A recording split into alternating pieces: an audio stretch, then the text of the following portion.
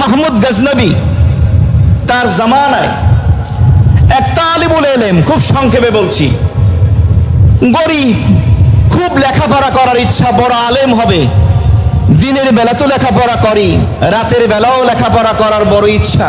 তখন এই বিদ্যুৎ আবিষ্কার হয়নি, কুপি তেলের বাতি জ্বালিয়ে মানুষ আলোর সমাধান করত।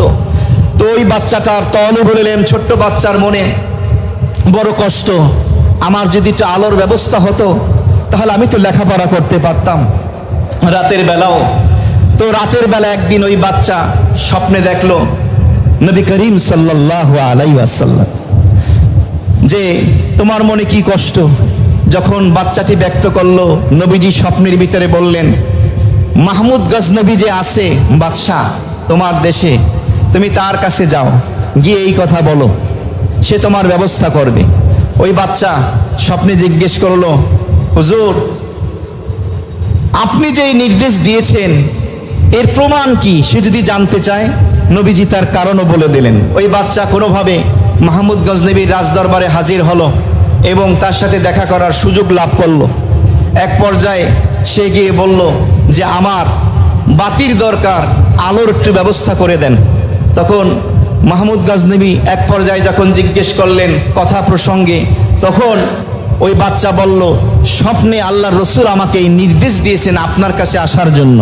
মাহমুদ গজনবী যখন জিজ্ঞেস করলেন যে আল্লাহর নবী তোমাকে বলেছেন, তার প্রমাণ কি, তখন ওই তালিবুল ইলম, ওই শিক্ষার্থী তখন বলল, স্বপ্নের ভিতরে আমাকে নবীজি বলেছেন মাহমুদ গজনবী প্রতি রাতে আমার মোহাব্বতে যে ৫,০০০ বার দুরুদ ও সালাম পাঠায়, কয়েকদিন যাবৎ সেই দুরুদ সালাম পৌঁছতেছে না, কারণ কি?